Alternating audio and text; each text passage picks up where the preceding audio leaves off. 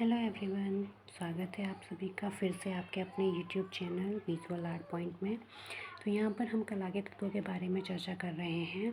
ये हमारा आखिरी वीडियो है उससे संबंधित, ठीक है। इसमें हम जो है अंतराल के बारे में पढ़ रहे थे। तो अंतराल के बारे में हमने पढ़ लिया था कि क्या होता है, ठीक है। इसमें अब आगे पढ़ते हैं हम सक्रिय तथा सहायक अंतराल के बारे में, ठीक है। सक्रिय और सहायक अंतराल क्या होता है, पॉजिटिव एंड नेगेटिव स्पेस। चित्रतल का वह भाग जो मुख्य रूप से आकर्षित करता है अर्थात प्रमुख रूपों से युक्त अंतराल सक्रिय कहलाता है, ठीक है। चित्रतल में जब कोई आकृति बनती है या कोई फिगर बनती है तो वही मतलब वो रूप जो है मतलब हमारा ध्यान आकर्षित करता है अपनी तरफ, तो उस रूप के अंदर का जो खाली स्थान होता है, ठीक है, जो स्पेस होता है, उसी को सक्रिय अंतराल कहते हैं। बाकी चित्रतल का शेष भाग जो प्राय पृष्ठभूमि में रहता है सहायक अंतराल कहलाता है, ठीक है। यानी कि अगर यहाँ पे हमने कोई फिगर बना दी तो उस फिगर के अंदर का जो अंतराल होगा, ठीक है, उसमें कोई भी चीज़ हो सकती है, कोई फ्रूट हो सकता है, कोई वस्तु हो सकती है, कोई मानव आकृति हो सकती है, ठीक है। तो उस रूप के अंदर का जो खाली स्थान होता है या जगह होती है वो सक्रिय अंतराल कहलाता है, जबकि उसके आसपास का जो खाली जगह है, आसपास के जो खाली स्थान है, वो सहायक अंतराल कहलाता है, ठीक है। तो सक्रिय और सहायक में भी जो है डिफरेंस क्लियर हो गया, ठीक है। वैसे अंतराल और धरातल जो है दो प्रकार का होता है, समविभाजन और विषम विभाजन, जो हम पिछली वीडियो में पढ़ चुके हैं, ठीक है। अब इसमें आता है क्षयवृद्धि या परिप्रेक्ष्य, पर्सपेक्टिव क्या होता है, ठीक है। तो क्षयवृद्धि परिप्रेक्ष्य से आकारों के मध्य दूरी का भाव उत्पन्न किया जाता है, ठीक है। यानी कि दूरी का पता चलता है कि कोई वस्तु निकट है या कोई वस्तु दूर है, ठीक है। तो ये परिप्रेक्ष्य से ही जो है संभव होता है, क्योंकि ये नियम बहुत ज़रूरी होता है किसी भी काम को करने के लिए, कोई भी आकृति बनाने के लिए, ठीक है। तो परिप्रेक्ष्य को मतलब प्रयोग करके ही कृति का निर्माण किया जाता है, या कोई भी चित्र या कोई भी लाइन खींची जा सकती है, ठीक है। इसमें आता है, इसमें दो तरह के परिप्रेक्ष्य होते हैं, ठीक है। कौन कौन से, रेखीय क्षयवृद्धि जो लाइन पर्सपेक्टिव होते हैं, ठीक है, लाइनर पर्सपेक्टिव होता है। ये क्या होता है, जो आकार क्षितिज रेखा के निकट होता है वह उतना ही छोटा और ओझल बिंदु पर जाकर उसका अस्तित्व समाप्त हो जाता है, ठीक है। यानी कि जो आकार, जो चीज़ क्षितिज रेखा, देखो हमारी जो चित्रभूमि होती है या जो हमारा शीट या पेपर या कुछ भी होता है, उसमें एक लाइन खींचते हैं हम, ऐसे सीधी लाइन खींचते हैं जो क्षितिज रेखा होती है। उसी रेखा से हमारा जो है चित्र का तल दो भागों में विभक्त हो जाता है, एक होता है पृष्ठभूमि, एक होता है अग्रभूमि, ठीक है। यानी कि एक आसमान और एक धरती। तो उस क्षितिज रेखा से ही हमारे चित्रतल का जो विभाजन है वो दो पार्ट्स में हो जाता है, ठीक है। तो इसमें जो रेखीय क्षयवृद्धि है, जो लाइनर पर्सपेक्टिव है, वह उसमें क्या होता है, देखो जो आकार क्षितिज रेखा के निकट होता है, यानी कि यहाँ पर होता है, बिल्कुल उस लाइन के पास में होता है, वह उतना ही छोटा और ओझल बिंदु पर जाकर उसका अस्तित्व समाप्त हो जाता है। यानी कि अगर हम लाइन खींचते हैं, कोई भी लाइन हम जैसे यहाँ पर खींचेंगे इस तरीके से, जैसे ट्रेन की पटरियाँ होती हैं, ठीक है, इस तरीके से यहाँ पे खंभे खड़े हुए हैं, ठीक है, इस तरीके से। तो ये जो लाइन है या फिर ये जो खंभे हैं, ये यहाँ पर जी इस बिंदु पर जाकर क्या हो जाते हैं, बहुत ही ज़्यादा छोटे आकार के हो जाते हैं, या फिर बिल्कुल उनका अस्तित्व समाप्त हो जाता है, ठीक है।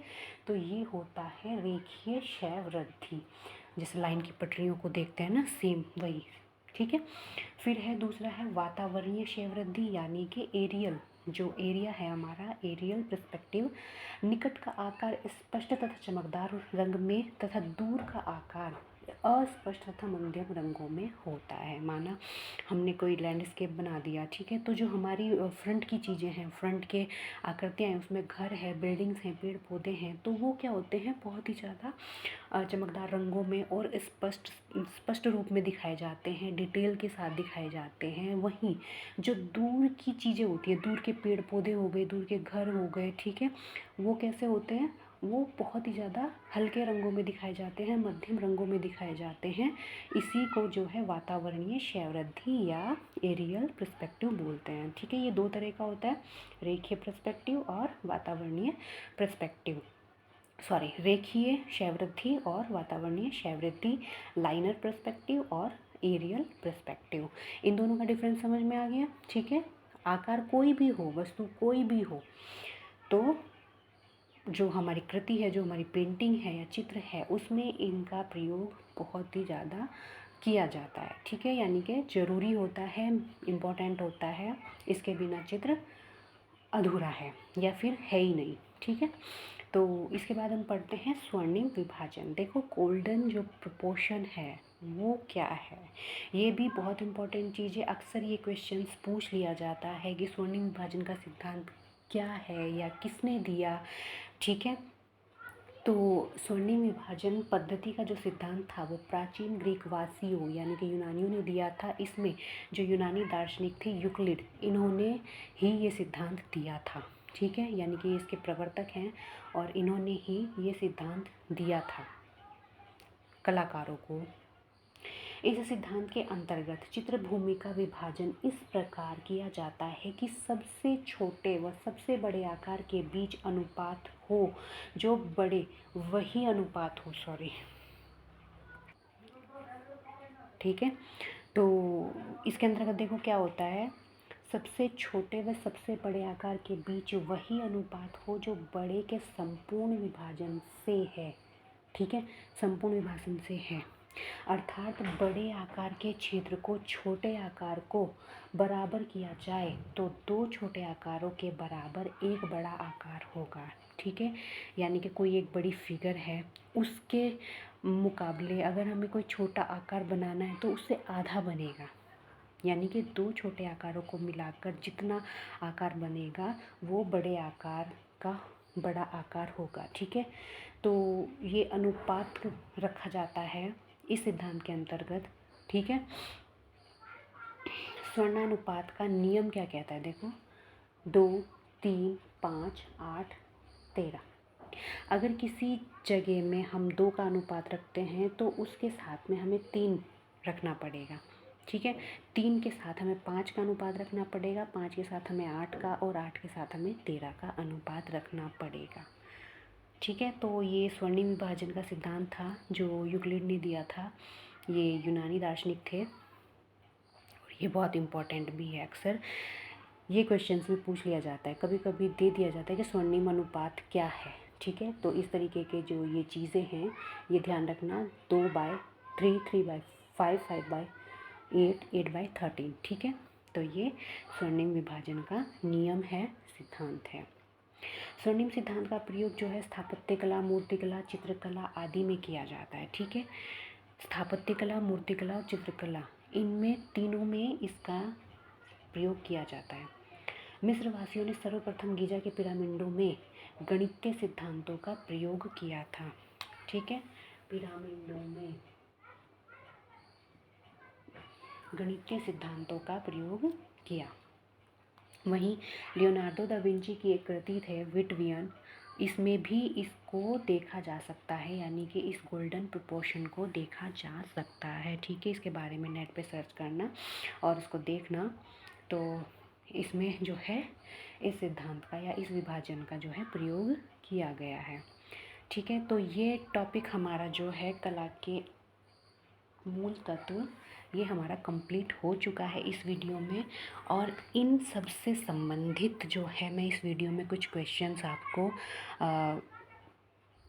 दूंगी सॉल्व करने के लिए। अगर आप मतलब उसको ठीक से पढ़ोगे, ध्यान से समझोगे, तो आप उन क्वेश्चंस को जो है हल करना अपनी नोटबुक में और उनको याद करना। ये केवल इसलिए है ताकि आपको समझ में आ जाए कि किस तरीके से, मैटर तो हमने पढ़ लिया लेकिन हमें नहीं पता है कि किस तरीके से क्वेश्चंस पूछे जाएंगे या किस तरीके से क्वेश्चंस बनते हैं। ठीक है, तो उसी के आइडिया के लिए, उसी की तैयारी के लिए जो है कुछ क्वेश्चंस मैं आप लोगों को देती हूँ इस वीडियो में, ताकि आप उनको पढ़ो और उनको सॉल्व करो। ठीक है, और आपको ये समझ में भी आ जाएगा कि एग्ज़ाम्स में अक्सर इस मैटर से रिलेटेड या इन मैटर से रिलेटेड किस तरीके के क्वेश्चंस पूछे जाते हैं। ठीक है।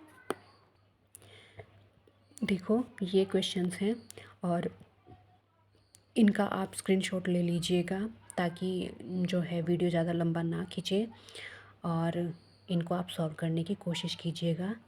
ये मैं किताब से दे रही हूँ आपको, ठीक है, और आप इनका स्क्रीनशॉट ज़रूर ले लीजिएगा, ठीक है। तो इसमें देखो क्वेश्चंस का बताया गया है, क्वेश्चन दिए गए हैं, तो इसमें आपको समझ में आ जाएगा किस तरीके से क्वेश्चंस पूछे जाते हैं, ठीक है।